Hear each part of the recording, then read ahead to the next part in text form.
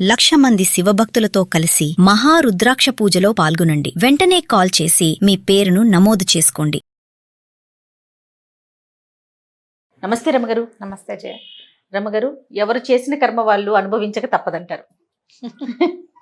ఖచ్చితంగా అనుభవించాల్సిందేనా?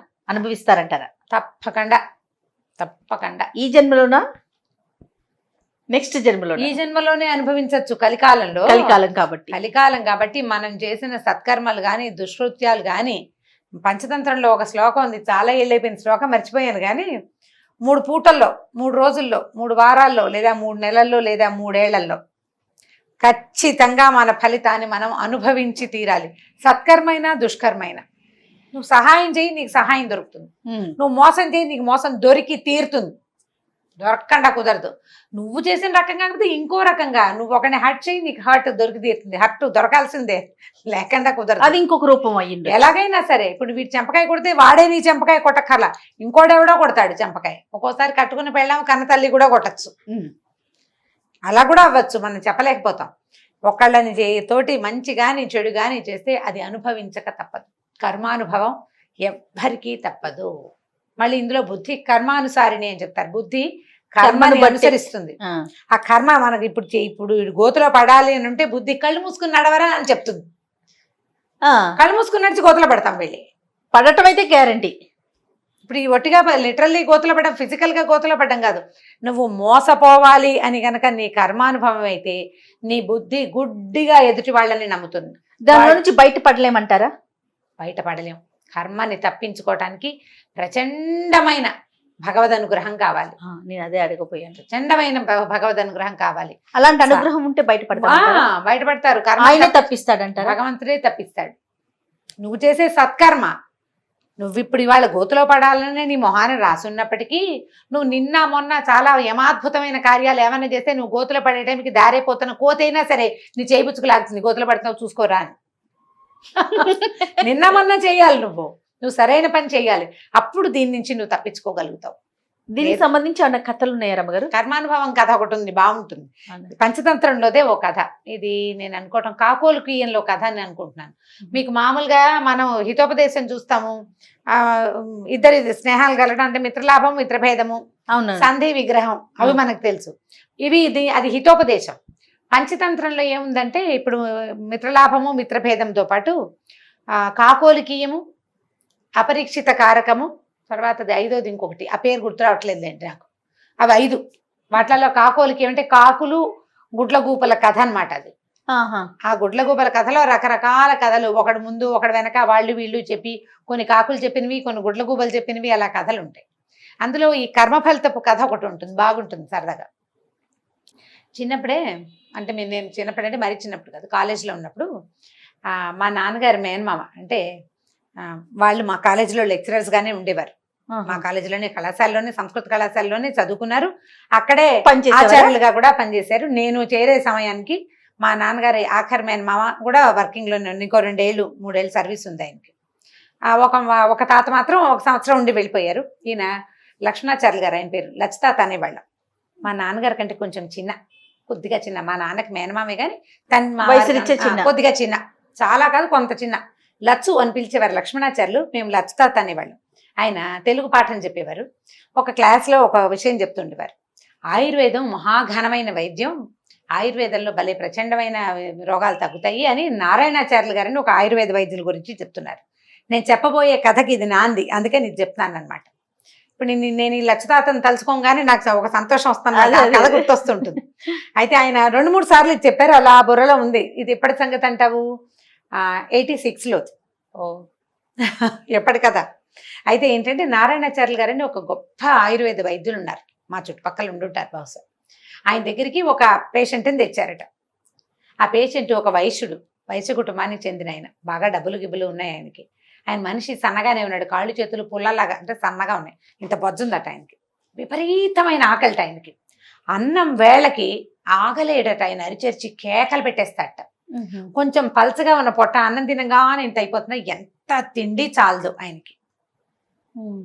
కాళ్ళు చేతులు సన్నబడిపోతున్నాయి, పొట్ట మాత్రం ఇంత ఉంటుంది. ఆ పొట్టని మోసుకోలేకపోతున్నట్టు ఆయన. బాణపొట్టలాగా. బానపట్టలాగా అసలు పొట్ట మరి పోని బానపట్ట అంటే మనిషి ఆకారం ఉండి దాంతో బొజ్జ కూడా ఉందనుకో పోని ఒక రకం. ఏ మనిషి లేకుండా ఆ ఒట్టి బొజ్జే ఉంటే ప్రెగ్నెంట్ లేడీస్ లాగా ఆడాళ్ళు భరించేస్తారు, మగవాళ్ళకి కష్టం. దాంతో ఏమైంది, ఈయనకి అస్సలు ఒంట్లో బాగుండేది కాదట. వాళ్ళు అక్కడ ఇక్కడ తిప్పి ఏం వైద్యం చేయించినా ఆయనకి తిండి పిచ్చి తగ్గలేదు, ఆ బొజ్జ ఎంత అయిపోవటము తగ్గలేదు. ఆయనకి నారాయణాచార్యుల గారి దగ్గర తీసుకొచ్చారు. తీసుకొస్తే ఒక 2 పూటలు చూశాక ఆయన ఏం చేశారట, వీడిని తిరగేసి కట్టేయండి రా అని చెప్పారట.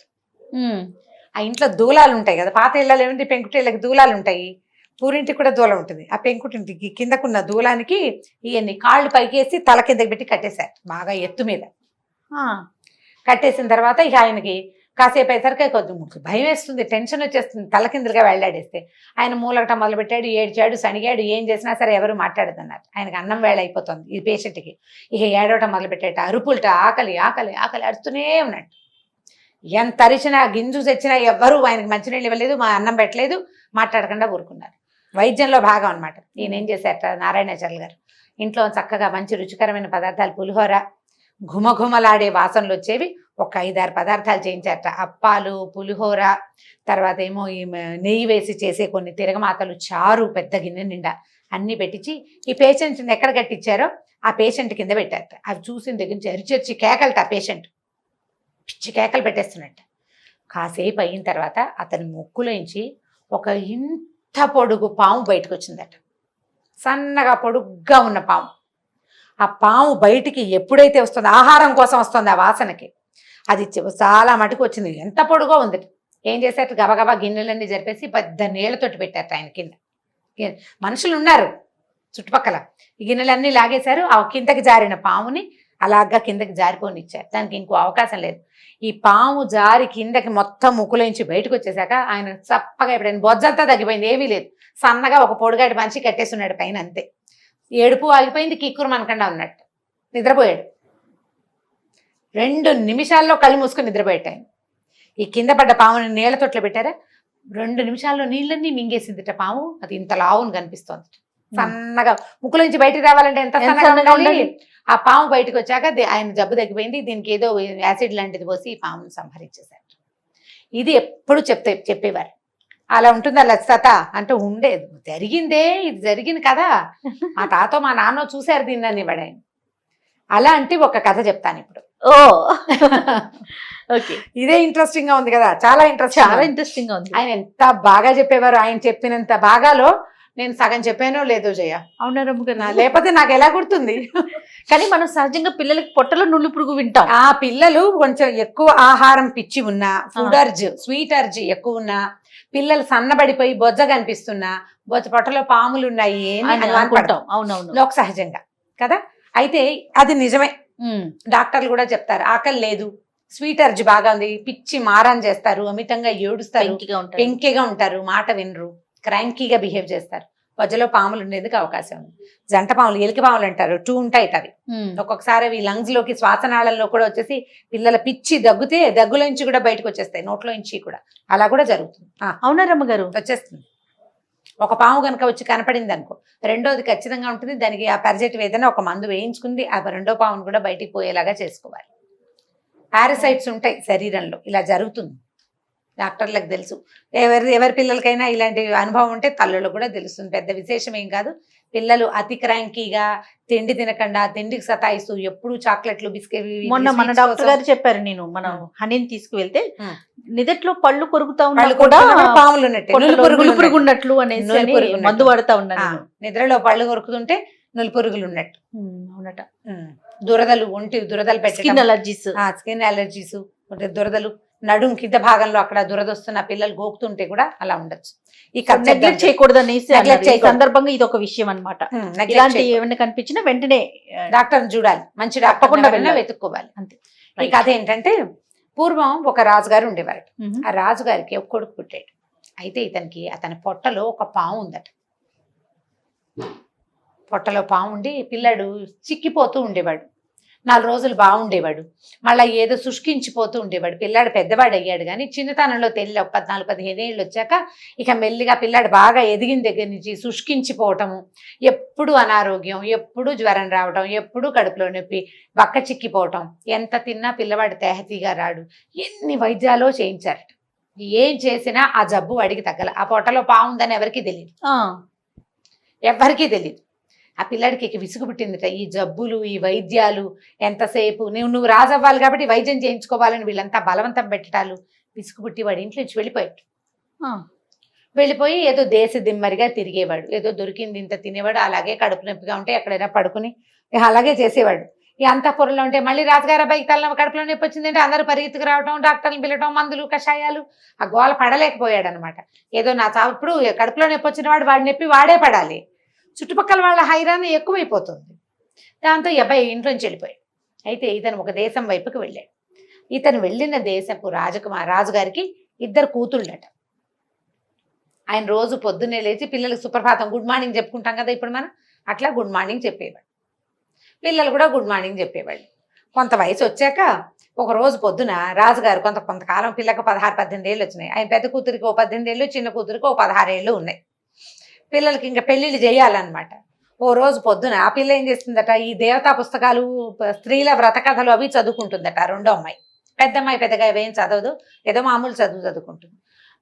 పొద్దునే వచ్చి కూతుర్ని పలకరించాడు. గుడ్ మార్నింగ్ అని ఇంగ్లీష్లో చెప్పుకోరు కదా, అమ్మ శుభోదయం అన్నాడు. అంటే అమ్మాయి ఏమంది, రాజా నీకు జయమగుగాక, నీ పాలనలో ఉన్న వాళ్ళందరూ సంతోషంగా ఉండుగాక, నాన్న హేల్ ద కింగ్ అన్నారనమాట. రాజుని జయహో అంటారు. అలాంటివి 4 వాక్యాలు చెప్పింది పెద్ద పిల్ల. అయితే చిన్నపిల్ల పెద్ద అమ్మాయి రెండో అమ్మాయి దగ్గరికి వెళ్ళాడు. శుభోదయం అమ్మ అని పలకరించాడు కూతుర్ని. శుభోదయం నాన్న, నీ కర్మఫలాన్ని అనుభవించు నువ్వు అని చెప్పింది. కర్మఫలితాన్ని ఈ జన్మలో అనుభవించేస్తే వచ్చే జన్మ ఉత్కృష్టమైన జన్మ వస్తుందని దాని పాయింట్. రాజుకు ఒళ్ళు మండిపోయింది. పైగా ఆ రోజు ఆయన పుట్టినరోజు. ఓకే, మా రాజు కూతురు అయ్యుండి, నా కూతురు అయ్యుండి నన్ను జయించాలి, నువ్వు జయించినా ప్రపంచం అంతటి, నువ్వు పెద్ద ప్రపంచం అందరికీ కింగ్ అయిపో అనాలి. అనకుండా కర్మఫలాన్ని పొందమంటుందా? ఇది దీని పిచ్చి మాటలు. ఈ పిల్లని తీసుకెళ్ళి దేశ దిమ్మరు ఎవరికైనా పెళ్లి చేయండి ఇచ్చి ఇవాళ నా పుట్టినరోజు సందర్భంగా. దాని కర్మఫలితం అది ఎలా అనుభవిస్తుందో నేను చూస్తాను, కట్టేయండి ఎవరికైనా అన్నాడు.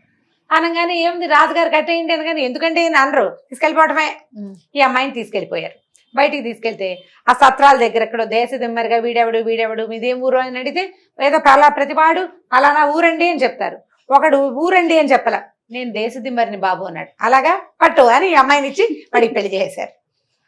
రాజుగారి అమ్మాయికి రాజుగారి అబ్బాయికి పెళ్ళైపోయింది అంతే. సరే, అబ్బాయి కొంచెం శుష్కించిపోయి ఉన్నాడు. ఏమనుకుంది ఈ పిల్ల, కర్మ ఫలితం ఇది, ఇట్లా ఒక దేశ దిమ్మరిని పెళ్లి చేసుకోవాలని ఉంది, నా కర్మానుభవం అది, నాకు వివాహం ఉంది, కనీసం ఓ భర్త ఉన్నాడు, బాగుంది అనుకుని నాన్నకి టాటా చెప్పి పడితే వెళ్ళిపోయింది. అమ్మాయి దాన్ని నమ్ముతోంది అంతే, కర్మ ఫలితాన్ని నమ్ముతోంది. సరే, భర్తను తీసుకుని వెళ్ళిపోయింది. రాజకుమార్తె కదా, మెడలో చెవులకి ఏవో 4 ఆభరణాలు, అంతకంటే లేవు, తండ్రి ఏమి ఇవ్వాల అమ్మాయికి. భర్తను తీసుకుని వేరే చోటకి బయలుదేరింది. ఇక్కడ ఎందుకు, వీళ్ళ ఊళ్ళో ఇంకో వేరే దేశంలో ఎక్కడైనా ఉందాం మనం అని తీసుకుపోయింది.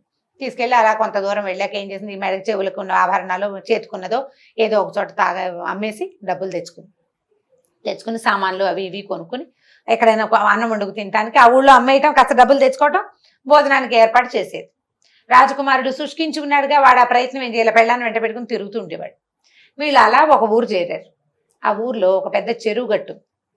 ఈ అమ్మాయి ఏమందంటే, ఏమంటే చెరువు గట్టు చక్కగా విశాలంగా బాగుంది, ఆ పక్కన ఏదో గుడి కూడా ఉన్నట్టుంది, చెట్లు చాలా హాయిగా ఉన్నాయి, ఇక్కడే 4 రోజులు ఉందాం, వంట చేసుకుని తిందాం, డబ్బులు ఉన్నాయి కదా మన దగ్గర, మొన్న అమ్మేసిన డబ్బులు ఉన్నాయి, నేను ఊళ్ళోకి వెళ్ళి సామాన్లు అవి కొనుక్కొస్తానండి, ఇక్కడే కూర్చోండి, మీకు అసలు ఓపిక లేదని భర్తను ఒక చోట కూర్చోబెట్టి వెళ్ళిపోయి ఊళ్ళోకి వెళ్ళింది. సరే, ఈ అబ్బాయి ఏం చేశాడు, అక్కడ కూర్చున్నాడు, వీటికి నిద్ర వస్తుంది, తల కింద ఏదైనా పెట్టుకుందాం అనుకున్నాడు. ఏమీ కనపడలా. ఏదైనా కొంచెం సర్వే రాయి లాంటిది ఉంటే తల అనొచ్చు కదా. ఆ పక్కన ఓ ఇంత పుట్ట ఉందట. ఇది వరకు పెద్దదే, ఇప్పుడు చిన్నదైపోయింది.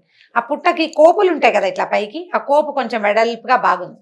ఇతను ఏం చేశాట, ఆ పుట్ట దగ్గరికి జరిగి పడుకుని ఆ పుట్ట కోపు మీద తలకాయ ఎంచుకుని నిద్రపోయాడు. అనారోగ్యం, ఓపిక లేదు, నిద్ర వస్తోంది, ఇది పుట్ట పాము వస్తుంది అవన్నీ ఏం ఆలోచించాలి. ఆ పుట్టకి తల అంచి పడుకున్నాడు. ఊళ్ళోకి వెళ్ళింది కదా ఈ అమ్మాయి, సామాన్లు ఏవో పుచ్చుకుని వస్తుంటే దూరం నుంచి చూస్తే హడిలిపోయింది. ఈ పడుకుని నిద్రపోతున్న రాజుగారి అబ్బాయి ముక్కులో నుంచి ఒక సర్పం బయటకు వచ్చింది. సర్పాలు గాలిని పీలుస్తాయని చెప్తారు, గాలిని తీసుకుంటాయి, అంటే వాయుభక్షకులు పాములు అని చెప్తారు, గాలిని తింటాయి అని చెప్తారు.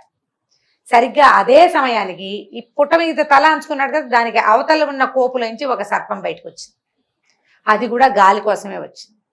ఈ సర్పము ఒకదాన్నొకటి చూసుకుని బుసలు కొట్టుకున్నాయి. నువ్వెవరంటే నువ్వెవరు. ఈ పాములు చూసేసరికి ఈ అమ్మాయి హడిలిపోయిన దగ్గరికి వెళ్తే ఆ పాము కాటేస్తుందో ఈ పాము ఏం చేస్తుందో మొగుడిని.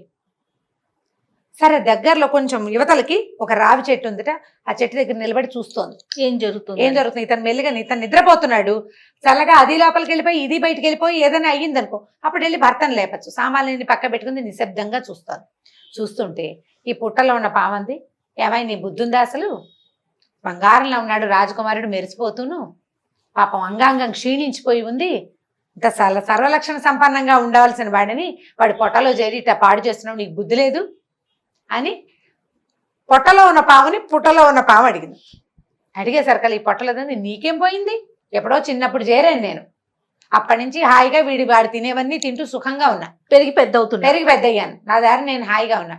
అయితే నువ్వు మాత్రం నీ పుట్టలో 2 పెద్ద పెద్ద బంగారపు బిందెలు లేవు, వాటి మీద చుట్టూ కూర్చున్నావు, ప్రజల్లో ఒక్కడికి కూడా ఉపయోగపడనివ్వలేదు, నువ్వు పెద్ద గొప్ప ఏమిటి నాకంటే అని అనేసరికల్లా 2 పోట్లాడుకుంటాయి. పావుకి ఏమర్థమైంది, ఓహో ఈవిడి ముక్కు దగ్గర ఉన్న పాము బయట నుంచి వచ్చిన పాము కాదు, పొట్టలో ఉన్న పామేను. ఆమెకు అర్థమైంది ఈ పుట్టలో ఉన్న పాము కింద 2 బంగారపు బిందెలు ఉన్నాయి. చూస్తుంటే నీకు బుద్ధి లేదా, నువ్వు ఇలా చేస్తావా, మనుషుల పొట్టలో చేరడం ఏంటి, పుట్టలో ఉండాలి పావులు అంటేనని, అది నీ పని నువ్వు చూసుకో, నువ్వు మట్టి పుట్టలో ఉండకుండా బంగార పుట్టలో ఎందుకు కూర్చున్నావే, నీ మొహం అండా అని ఇది 2 మాట్లాడుతున్నాయి. అనేసరికి ఈ పుట్టలో ఉన్న పామంది, ఇలాగే చెయ్యి, ఎప్పుడో ఒక రోజు పాత బియ్యపు కలితోటి సన్నావాలని చూర్ణం చేసి వండి నీకు పెడితే చచ్చూరుకుంటావు నువ్వు, నీ రహస్యం ఎవరికైనా తెలిసిందా, వాళ్ళు ఎన్ని మందులు వేసినా చావాలా పొట్టలో నువ్వు, ఈ పని కనుక చేశారో నీ పని అవుట్, ఎవడో చేస్తాడు నీకు శాస్త్రం అంటే పాత బియ్యపు గంజితోటి సన్నావాలని మెత్తగా చూర్ణం చేసి ఈ గంజిలో ఈ చూర్ణాన్ని ఉడికిస్తే కనుక ఈ అబ్బాయికి ఇస్తే ఆ పొట్టలో ఉన్న పాము చచ్చి పడిపోతుంది. రాజుగారమైంది, ఓహో ఇది బాగుందనుకో. ఈ పొట్టలో ఉన్న పాము అంటుంది, నువ్వు మాత్రం నీ పెద్ద పొట్ట ఏమిటి ఇది లోపల బంగారు బిందెల మీద కూర్చుని ఉన్నావు, నీకు అదే కదా ప్లేసు, ఎవరైనా వేడివేడి నీళ్లు కానీ వేడివేడి నూనె కానీ నీ పుట్టలో పోసారో నువ్వు చచ్చిపోతావు, నువ్వు పోతావు, పీడా పోతుంది అనేసరికల్ 2 పొట్టాడుకున్నాయి. పుట్టల పాము, చీచి నీలాంటి వాళ్ళతో మాట్లాడి నేను, మనుషుల శరీరాల్లో ఉండే పాములు దిక్కుమాలి పాములు, నాలాగా రాచరికప్పు పాము కాదు నువ్వని ఆ పుట్టలోది పోయింది లోపలికి. కావలసినంత గాలి పీల్చుకుని రాజకుమారుడు కదులుతున్నాడని ఈ పొట్టలో లోపల ముక్కులోంచి బయటకు వచ్చింది కదా సన్నటి పాము, అది లోపలికి వెళ్ళిపోయింది. ఈ అమ్మాయి గబగబా భర్త దగ్గరకు వచ్చింది, ఏమండి స్థిమితంగా కూర్చుంటే నేను మళ్ళీ బజార్ వెళ్ళొస్తానని మళ్ళీ వెళ్ళి ఏం చేసింది, అన్ని పాత బియ్యం కొనుక్కొచ్చింది, పాత బియ్యం, ఆవాలు, అక్కడి నుంచి ఒక 2 సోలాల నూనె మోసుకొచ్చుకుంది, ఎవరో కూలీని కూడా తెచ్చుకుంది, మరి ఇవన్నీ తెచ్చుకోవద్దు సామాన్లు. అక్కడి నుంచి పక్కన పొయ్యి రాజేసింది, వంట చేసింది. ఆ అన్నం బియ్యం వార్చి ఆ వార్చిన గంజిని చక్కగా మళ్ళీ పొయ్యి ఎక్కించి ఆవాలు కూడా పట్టుకొచ్చింది కదా, ఆ పక్కన ఉన్న కొండరాయితో నున్నగా నూరి ఆ పొడెత్తి అందులోకి వస్తుంది. అది శుభ్రంగా గంజి కాగేసి దాన్ని పక్కకు పెట్టింది. పక్కకు పెట్టి పెద్ద మూకుడు కూడా తెచ్చింది బజార్ నుంచి, ఆ మూకుడు ఎక్కించి దాని నిండా నూనె పోసి పొయ్యి మీద కాగబెట్టింది. సరే భర్త ఏమంటే ఆకలిస్తుంది అన్నం తింటారా అని అడిగి వాడికి అన్నం పెట్టి చక్కగా ఈ గంజిని గ్లాసులో పొడిచి తాగేసేయండి ఇది మందుట అని చెప్పి ఆ గంజి ఇచ్చేసింది మొగుడికి, తాగించింది. శుభ్రంగా తాగేశాడు ఆయన, తాగేశాడు. ఈ లోపల ఈ నూనె బాగా మరిగింది. భర్త ఆహారం తిండి అయిపోగానే ఈ మరిగిన నూనెని ఏమండి పక్కన పట్టుకోండి అని 2వ పక్కన పట్టించి 2 కలిసి తీసుకెళ్లి ఆ నూనెని ఎత్తి ఆ పుట్టలో పోసారు. 1 గంట అయ్యేసరికి ఈ భర్త ఏమే నాకు మళ్ళీ ఆకలిస్తుంది అన్నం పెట్టవా అన్నాడు. అప్పుడు అంతకింతే అన్నం తిన్నాడు, గంజి తాగాడు. పొట్టలో పాము చచ్చిపోయింది. మొహం కింద ఇట్లా కళ్ళ కింద చారులు అవి ఉండేవి. 1 పూటలో నార్మల్ అయిపోయాడు. అక్కడి నుంచి పాము కాస్త పోయింది. మెల్లిగా నాకు కడుపులో నొప్పి వస్తుంది, నేను ఎక్కడికైనా వెళ్తానని చెరువు దగ్గరికి వెళ్ళొచ్చాడు. మోషన్లో పాము పడిపోయింది బయటికి.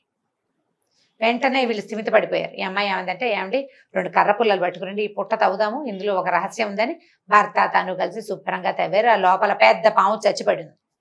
దాని కింద 2 ఇంత బంగారు బిందెలు ఉన్నాయి, నిండా వజ్రాలు అవి ఉన్నాయి. ఈ అమ్మాయి ఏం చేసింది, భర్త స్వస్థత చెందిపోయాడు కదా, అక్కడి నుంచి ఈ బిందెల్ని తను తెచ్చుకున్న సామాన్లలో కామ్గా కలిపేసి ఊళ్ళోకి పోయి ఓ బండి మాట్లాడుకుని భర్తను ఆ బండి ఎక్కించి పదండి మన ఊరు వెళ్ళిపోదామని భర్త తాలూకు రాజ్యానికి తీసుకెళ్ళిపోయింది. 2 బంగార బిందెలతోటి ఆరోగ్యం చేకూరి వెనక్కి వచ్చిన రాజకుమారుని చూసి ప్రజలందరూ ఆశ్చర్యపోయారు. అమ్మాయి ఎంత బాగుందో, ఇదేం దారిపోయే అమ్మాయి కాదు, ఫలానా రాజుగారి కూతురు కూడా. అదే ఆ అమ్మాయి కర్మఫలాన్ని ఎలా అనుభవించింది, దేశదిమ్మరిని పెళ్లి చేసుకుని చివరికి వాడి అనారోగ్యాన్ని, ఆ పక్కనున్న అనారోగ్యాన్ని తగ్గించుకుని పక్కనున్న దారిపోతున్న చోట ఉన్న దాని బంగారాన్ని కూడా స్వాధీనపరుచుకుని తన రాజ్యానికి తను వెళ్ళిపోయింది. ఆ అబ్బాయికి భార్య కదా, రాజ్యానికి రాణి కదా అమ్మాయి. ఆ రకంగా కర్మ ఫలితం అలా వెతుక్కుంటూ వస్తుంది. మరి వాళ్ళ నాన్న గురించి చెప్పింది కదండి, రాజుగారి గురించి. అవును, రాజు ఆయన ఏం చేశాడు, కూతుర్ని దేశదిమ్మరికి ఇచ్చిన పేరు పోతుందా, రాజు జన్మలో పోగొట్టుకోగలదా దాన్ని? ఓకే, ఆ కర్మ అనుభవించాడు. ఆ కర్మ ఆయన అనుభవిస్తాడు. కూతురు వెళ్ళిపోయిన దుఃఖం, తను శపించి నాశనం కావాలని కోరుకున్న కూతురు రాణి అయిపోయింది. ఆ పెళ్లి తను చేసినట్టు కాల, ఎప్పటికీ ఆ చెడ్డ పేరు ఆయన పోగొట్టుకోలేడు. దేశదిమ్మరికి పిల్లనిచ్చిన ఇది పోతుందా, పోదు కదా. ఆయన కర్మఫలం అది. ఈ అమ్మాయి కర్మఫలం ఏంటంటే, కర్మ ఫలితాన్ని అనుభవించి తీరాల్సిందేనని దొరికిన భర్తతోటి సంతోషంగా అతని వెనకాల వెళ్ళినందుకు ఆ అమ్మాయికి ఇది దొరికింది. అమ్మ ఫలితం అది, అది జరగాలి కాబట్టి ఇది జరిగింది అనమాట. కాబట్టి ఇవన్నీ లింక్డ్గా జరుగుతాయి. ఇప్పుడు రాజకుమారుడి ముక్కులోకి పాము ఎలా వచ్చింది అని ఎవరైనా అడుగుతారని ముందు మా లచ్చతాత కథ చెప్పాను అనమాట. నిజంగా అలా వస్తాయి అంటారా రమ్మగారు? అది జరిగిందట. ఇది ఎప్పటి సంగతో కదా, 100, 200, 150 ఏళ్ల క్రితం ఎప్పుడో జరిగింది. కానీ ఇప్పుడున్న మన ఈ సైన్స్ కి అంత దాకా రాకుండానే, అంత దాకా అంటే ఇప్పుడు క్యారెట్లలోనూ ఆకుకూరల్లో వచ్చిన పురుగులు మెదడులో చేరిపోతున్నాయని, సన్నగా అది ఇంత పొడుగుందని, ఆయన ఎవరో క్రికెటర్ వాళ్ళ అమ్మకో ఇక్కడ ఎక్కడి నుంచో తీసారని ఇక్కడ ఒక గుబ్బలాగా వచ్చిందట ఆవిడికి తెత్తున. అది ఏంటంటే ఈ పాము, లద్దె పురుగు లాంటిది, ఒక సన్న పురుగు ఏదో అంటారు, టేప్ వాము ఏంటో పేరు గుర్తులేదు నాకు. అది తీసారు, దానివల్ల ఆవిడకి విపరీతమైన తలనొప్పి వచ్చేదట. పొట్టలోకి వెళ్ళిన పాము మెదడు దగ్గరికి ఎలా చేరింది అంటే జరగచ్చు కదా. అంతే, ఇలాంటి ప్రూఫ్స్ ఉన్నాయి, కొన్ని కనపడుతున్నాయి. ఇంత బారెడు పాము ఆహారం కోసం బయటికి రాలేదేమో కానీ బ్రెయిన్ లో ఉండి తలనొప్పిని తెచ్చింది. అది మనం చెప్పలేకపోతాం కదా. అవును, కానీ ఏదేమైనా పొట్టలో పురుగులు ఉంటే మాత్రం పిల్లల్ని మనం చాలా జాగ్రత్తగా చెవిలోకి కూడా కొన్ని రకాల దోమలు వెళ్ళిపోయి గుడ్లు పెట్టేస్తాయి జయ. అలా కూడా జరుగుతుంది. అలాంటి ఒక కేసు కూడా నేను చదివాను, అమెరికాలో ఎక్కడో జరిగిందని. అమ్మాయి చెవిలో ఇవి ఉన్నాయట, లార్వాలు ఉన్నాయట. రేర్ కేసులే కానీ జరుగుతాయి. మనం ఇప్పుడు చూడండి, అడవుల్లో అక్కడ తిరగడానికి వెళ్ళినప్పుడు చెవుల్లో కాటన్ పెట్టుకోవాలని చెప్తారు ఖచ్చితంగా కదా. మరి జాగ్రత్తగా ఉండాలి. పిల్లల పొజల్లో ఉంటే ఇంతంత అవ్వవు, కానీ జాగ్రత్త పడడం మంచిది. రైట్. కానీ స్టోరీ కూడా చాలా బాగుంది రమ్మగారు, మంచి ఇంట్రెస్టింగ్ అనిపించింది. రైట్ అండి, నమస్తే జయ. ఈ వీడియో కనుక మీకు నచ్చినట్లయితే లైక్ చేయండి, షేర్ చేయండి. మరిన్ని వీడియోస్ కోసం మా ఛానల్ని సబ్స్క్రైబ్ చేసుకోండి.